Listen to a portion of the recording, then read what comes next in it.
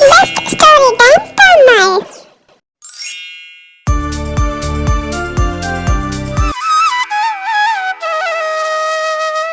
கைலாசபுரங்கிற ஒரு அழகான கிராமத்தில் விஜயான்னு ஒரு வயதான பெண்மணி வாழ்ந்து வந்தாங்க.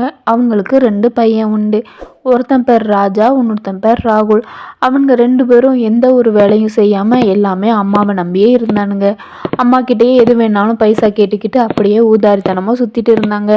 அதெல்லாம் பார்த்து அம்மாவுக்கு கொஞ்சம் கூட பிடிக்கவே இல்லை. அம்மா, இன்னைக்கு நான் ஹோட்டலில் சாப்பிட்டேன், அதனால் எனக்கு பைசா தா, அப்படி இப்படின்னு ஏதாவது சொல்லி 2 பேரும் அம்மாட்ட எப்போ பார்த்தாலும் பைசா கேட்டுகிட்டே இருப்பாங்க. அதனாலேயே விஜயாவை இவங்க 2 பேத்துக்கும் பிடிக்கவே பிடிக்காது. அம்மா, இன்னைக்கு நாங்க வெளியே ஊருக்கு போயிருந்தோம், பஜாருக்கு. அங்க நல்லா சுத்தி பார்த்தோம்மா. அதுக்கு கொஞ்சம் செலவாயிடுச்சு, அதனால கையில இப்போதைக்கு எதுவும் இல்லை, கொஞ்சம் பைசா தாங்கம்மா. அப்படிதான் எப்போ பார்த்தாலும் 2 பேரும் சொல்லிக்கிட்டே இருப்பாங்க. இதெல்லாம் யோசித்து யோசித்து விஜயா ரொம்பவே கஷ்டப்பட்டுட்டு இருந்தா. அப்போ அவளுக்கு ஒரு ஃப்ரெண்டு இருந்தாங்க. அந்த பக்கத்து வீட்டில் சரோஜான்னு ஒரு இளம் பெண்ணு இருந்தா. அவள் எப்போவுமே அடிக்கடி வந்து விஜயம்மாவை பார்க்க வருவாங்க. வந்து எப்போவுமே பார்த்துட்டு போவாங்க. அப்படி ஒரு நாள் அன்னைக்கு வந்து விஜயம்மாவை பார்க்க வரும்போது அவங்க ரொம்ப கவலைப்பட்டுட்டு இருந்தாங்க. அதெல்லாம் பார்த்து சரோஜா, எதுக்கும் கவலைப்படாதீங்கம்மா, நான் சொல்ற மாதிரி பண்ணுங்க அப்படின்னு ஒரு ஐடியாவை சொன்னான். அதுக்கப்புறம் அதெல்லாம் கேட்ட விஜயம்மா, சரி, இது ஒரு நல்ல ஐடியாவா இருக்கு, நான் உடனே இதை ட்ரை பண்றேன். இதை செஞ்சதுக்கு அப்புறம் என் பையங்க திருந்திருவாங்கல்ல அப்படின்னு சொல்லிட்டு அங்கேருந்து மெதுவாக காட்டை நோக்கி போக ஆரம்பித்தா. அங்கேருந்து போயிட்டு ஒரு நாள் இரவு முழுதும் அங்கேயே தங்கிட்டா. வீட்டுக்கு வரவே இல்லை. அடுத்த நாள் காலையில் தான் ஒரு அழகான மரப்பெட்டியோடு அவள் வீடு வந்து சேர்றா. அம்மா கையில் அந்த பெட்டியை பார்த்த உடனே பையங்கள்லாம், என்னமா இருக்கு இந்த மரப்பெட்டியில? இது ஏதோ ஒரு பொக்கிஷ பை மாதிரி இருக்கு, இதை தாங்கம்மா, திறந்து பார்க்கலாம் அப்படின்னு மூத்தமே அழகா கேட்டான். அதுக்கு அம்மா அதெல்லாம் கூடாதுன்னு சொல்லிட்டாங்க. இங்க பாரு கண்ணா, இது வந்து நான் உயிரோடு இருக்கிற வரைக்கும் இந்த பெட்டியை திறக்கவே கூடாது. நான் இறந்த பிறகு இதுல என்ன இருக்கோ அதை 2 பேரும் சமமா எடுத்துக்கோங்க, சரியா?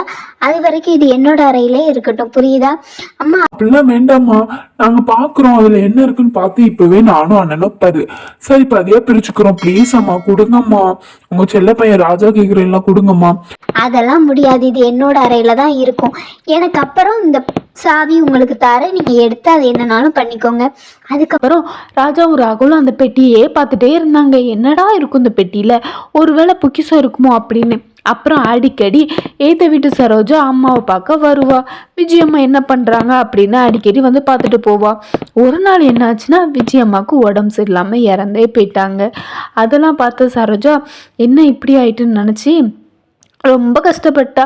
அதுக்கப்புறம் விஜயம்மா உண்மையிலே இறந்தே போயிட்டாங்க. அதுக்கப்புறம் ஒரு நாள் அவள் வந்து அந்த பெட்டியோட சாவியை ராஜா ராகுல் கையில் கொடுத்து இந்த சாவியை ரொம்ப பத்திரமா வச்சுக்கோங்க அப்படின்னு சொன்னான். சரின்னு சொல்லிட்டு எப்பண்டா இவங்க போவாங்கன்னு ராஜாவும் ராகுலும் ரொம்ப எதிர்பார்ப்போடு, சரி சரி நாங்கள் பார்த்துக்குறோம், நீங்கள் கிளம்புங்க, பெட்டியோட சாவியை மட்டும் கொடுத்துட்டு போங்கன்னு சொன்னாங்க.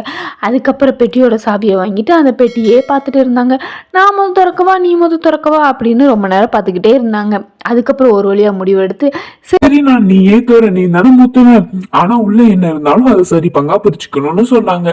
சரின்னு சொல்லிட்டு உள்ள என்ன இருக்குன்னு பார்க்க ஆவலோட திறந்து பார்த்தா உள்ள என்ன இருக்குன்னா ஒரு அழகான காகிதம் தான் இருந்துச்சு. அந்த காகிதத்தில் என்ன எழுதியிருக்குன்னா, தம்பி மகன்களே, நான் உள்ள உங்களுக்கு கல் தான் வச்சேன், வேற எதுவுமே வைக்கல. அதே மாதிரி தான் அந்த பெட்டி என்கிட்ட வந்ததுக்கப்புறம் நீங்கள் ரொம்ப என்னை பாசத்தோடு பார்த்தீங்க. ஆனால் அந்த பெட்டி இல்லாத வரைக்கும் என்னை ஒரு நாய் போல் நீங்கள் பார்த்தீங்க. பணத்துக்கு தான் மதிப்பு அதிகம், அதனால் இன்னிலேருந்து ஒழுங்காக சம்பாதிங்க. அதுக்கப்புறம் அங்கே வந்த சரோஜாவும், புரியுதா, நீங்க உழைச்சி சம்பாதிங்க, அப்பதான் உங்களையும் நாளைக்கு எல்லாரும் மதிப்பாங்க. இப்போ உங்களுக்கு ஒரு விடுதலை கேட்க போறேன். ஊசி நுழைய முடியாத கிணச்சுக்கு ஒரு பிடி தண்ணி, அது என்ன ஆன்சர் தெரிஞ்சா கமெண்ட் பாக்ஸ்ல கண்டிப்பா கமெண்ட் பண்ணுங்க. பாய், see you. அடுத்த கதையில பார்க்கலாம்.